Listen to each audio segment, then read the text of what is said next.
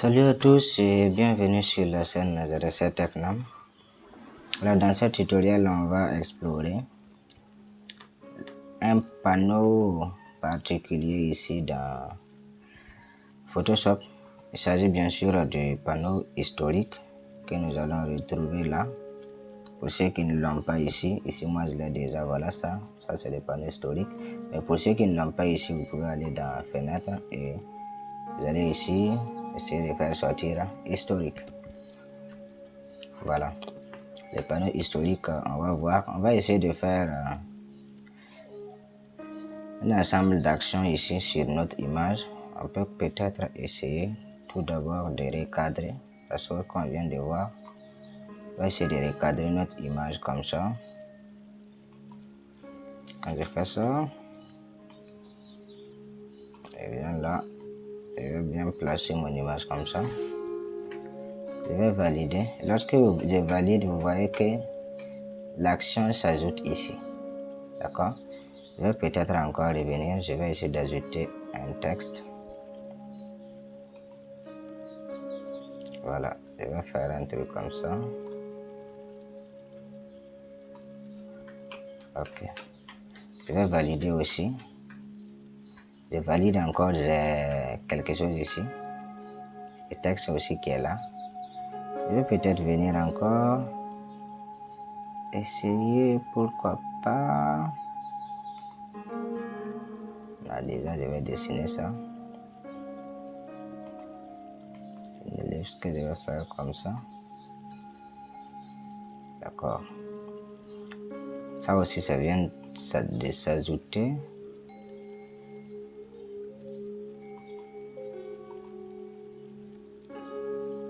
Je vais revenir encore. Je vais faire beaucoup d'actions. Et on va voir ici ce qu'il y a. Peut-être je peux venir ici. Je vais faire ça. Voilà, j'applique ça. Et je vais essayer de faire un truc comme ça. Voilà. Là, je suis en train d'ajouter. Je peux prendre ça.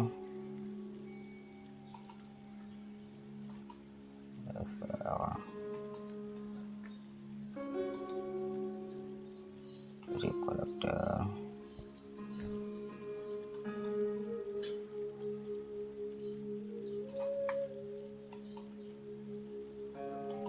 Voilà, je vais faire un ensemble d'actions comme ça.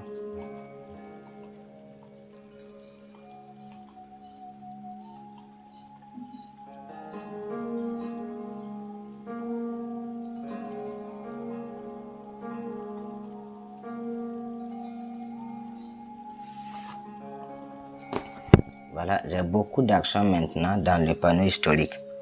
Alors, vous l'aurez compris, hein, le panneau historique ici va servir à mémoriser les actions que vous avez faites. D'accord? Ces actions, si je ne les veux pas, je peux venir encore les supprimer.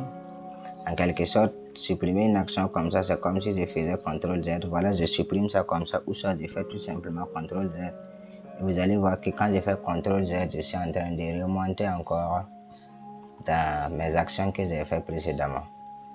D'accord? Et à partir de là, à partir du moment où j'ai utilisé peut-être avant l'outil ellipse, voilà, mais j'ai quand même mon texte. Vous allez remarquer que si je veux avoir un exemple de mon document étant dans cet état, c'est possible. En venant ici, vous allez pouvoir ajouter un document comme ça qui sera dans cet état-là. Ici, on me dit que j'ai dupliqué l'état. Si je reviens dans mon image encore au début, j'ai encore mes actions. Mais remarquez ce qui va se passer ici. D'accord? Remarquez, je vais encore essayer de faire quelque chose. Je vais revenir dessiner encore quelque chose comme ça. Je fais ça. Et quand je fais ça, vous remarquez que toutes mes actions que j'avais faites en bas ici sont effacées. Ces actions sont effacées, pourquoi? Parce qu'on est ici en mode linéaire. Lorsque je reviens en arrière, je ne vais plus les voir. Si je fais une action, toutes les actions qui étaient devant s'effacent. D'accord? pour ne pas avoir ça, on peut venir ici et on va venir dans options ici, on va essayer de cocher accepter un historique non linéaire. Quand vous acceptez ça, c'est-à-dire que vous pouvez faire plein d'actions, d'accord? Je vais peut-être prendre l'outil texte, je vais faire des textes partout. Je vais faire des textes comme ça. Et vous allez voir que je peux revenir encore en arrière ici. Je peux revenir en arrière. Déjà, quand je reviens en arrière, mes actions qui sont là ne sont pas grisées. D'accord? Je peux revenir en arrière et je vais ajouter une action. Je vais dessiner cette fois-ci ça. Vous voyez, quand je dessine ça, ça part carrément se retrouver à la fin. Mais ça ne supprime pas mes précédentes actions. D'accord? Comme je pouvais aussi me limiter là, et je vais créer un instantané. Créer un instantané, c'est-à-dire que c'est en quelque sorte mémoriser l'état actuel du document. Et pour créer un instantané, on a ici l'icône ici d'une caméra qui est là. D'accord? Quand je clique là-bas, j'ai ici instantané 1. Tout comme j'avais aussi un premier instantané qui était là, qui était mon image d'origine. Lorsque je clique là-bas, je retombe sur mon image d'origine. Lorsque je viens sur cet instantané là, je retrouve l'image à l'état à laquelle j'ai fait cet instantané. Je peux venir ici, à partir de là aussi, je vais faire un instantané. Ici, j'aurai instantané 2. Vous pouvez les renommer si vous voulez. D'accord? Je peux continuer ici en venant faire peut-être ça. Je vais venir faire ça. Comme ça, je vais commencer